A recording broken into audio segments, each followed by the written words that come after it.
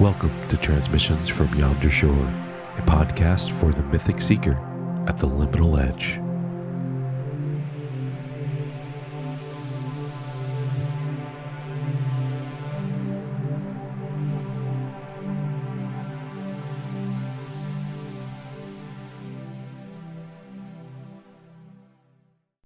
Hello everyone, and welcome to my little not forest walk segment of the From Yonder Shore podcast. Tonight I'm coming out of my meditation. We had this wonderful, potent geomagnetic storm. So hopefully you all, a lot of you got to see the auroras. They're a wonderful sight. I did not get to see them tonight. I have this funny, highly sensitive a reaction to solar flares and geomagnetic phenomenon, and I passed out very early. I woke up when they were actually happening, but there was too much cloud cover above where I was to really see them. But I know some friends got to see them, and it was very beautiful. And they're always inspiring, so hopefully you got a little bit of that nighttime joy your way and that little eye candy from the heavens. Tonight I went into my meditation, a little releasing of the sponge and dialing into the silence and what have you. I'm laughing because what have you has become one of my new verbal crutch phrases. And I'm laughing further because part of my meditation was on the reflection of, further expounding on the nuances of language, but particularly triggers. Now, this came to my attention again through personal interactions, but as well through client interactions and recent readings and what have you. And it was a nice reminder that even though, I am speaking English currently, how you're listening to me, unless it's being translated, is through English.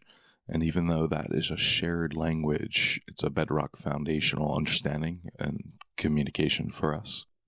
Built within that are these layers of our own personal language within the framework of whatever language we are using. Now, there are the obvious triggers that are more culturally, socially, a broader spectrum applied, and those aren't what I'm referring to today, or tonight, or whenever you are listening to this. What I'm referring to is more that nuanced personal language, those little trigger words that even, something innocuous and even as pleasant as something like candy, right, can have other triggers and connotations. Now, even something joyous and warm and a sunshine. So you can't really avoid what these triggers will be for any particular individual. It requires more of, a listening and an inquiry. Obviously, the reading of facial reactions, but all these things can be further confused. They're further filtered through our perception, through our reality, through our subjective experience. So no matter how objective we may think we are being, or how careful with our wording, there's a point where it's out of our hands. We don't know what a particular trigger will be for any particular individual. And I find that very fascinating. And this is something not particularly on the subject of triggers, but on the nuance and the subjectivity of language that I discuss in this essay that I wrote, The Language of the Heart, which I'll put in the show notes. And it's a wonderful essay, and hope you enjoy it. But the whole point of that is that this subjective experience that we are all thrown in, everyone as individuals, it requires, especially when we're communicating one-on-one, or how we're perceiving reality, or how reality is kind of how we're being subjective to reality, right? It requires a filtration of trust and faith, which probably right there was a huge trigger, right? All these words are wrapped up in so many muddled layers, and it doesn't even have to be those more classically negative, right? It's beyond the spectrum of positivity and negativity. when we're dealing this close personal truths of ours and these web and weaving of wounds and traumas and experience that has shaped and warped and stored in our bodies that are flowing through the memory of water in our cells and our blood and our tears. And all of that falls back on this trust that this perception, this communication, these messages that we're either transmitting or receiving are going to be communicated in the way they are intended.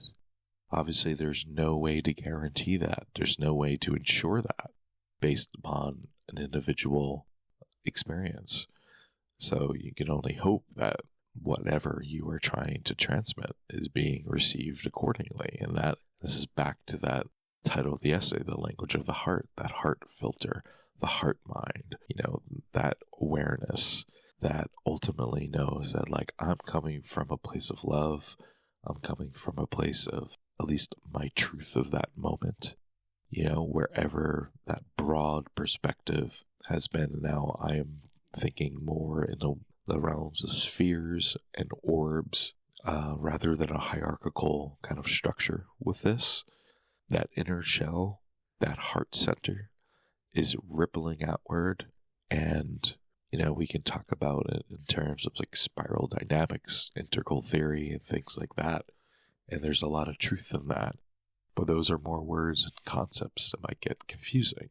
But the outward sphere, beyond the self, beyond the collective, beyond the planetary, and then beyond the cosmic, whatever you want to call it, source, the great dreamer, and all the other triggering connotations that at the heart signify the unknown, right? So it falls back onto this, trusting in your message, in your sort of understanding. Every perspective is unique and valuable, and every experience has shaped that in a very diverse way, and those are absolutely beautiful. So this has been more of an observation on that level of nuance with language and our transmission and our communication and our interactions with one another. That's what we're constantly doing. In that silence of night and the silence of dreams and our meditations and in our, walks through the forest and our times alone, we get to tune in to our inner voice. And when we lean into that silence, we go past our thought spirals. We go past that constant stream of consciousness and into that stillness, into that pond, into that ocean. We get closer to that little bit of clarity, that heart clarity. That's always there. It's the back note of our being. It's the vibration of our experience and the propulsion of our lives, really. We're resonating in these notes. Sometimes they're discordant with others. Sometimes they're harmonized. And that's not the point. And there's no judgment on layers of what sphere any one person is sort of operating at any particular time, right? It's the matter of our transceiver that's important, leaning into that heart space so that even when we are transmitting and communicating, that we're coming from a place of the heart. And whatever that means for you, but that complete inner voice, right? So this has been a reflection on that. There's nothing more to it.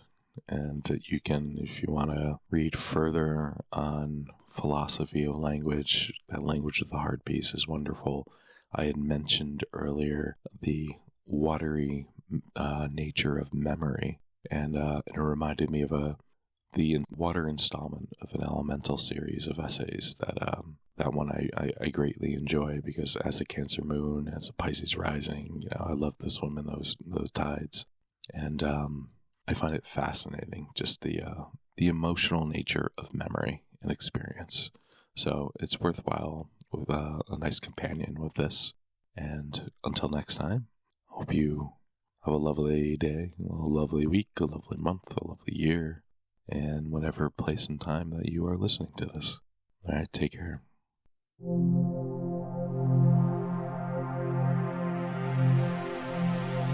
Thank you for listening to this episode of the From Yonder Shore podcast.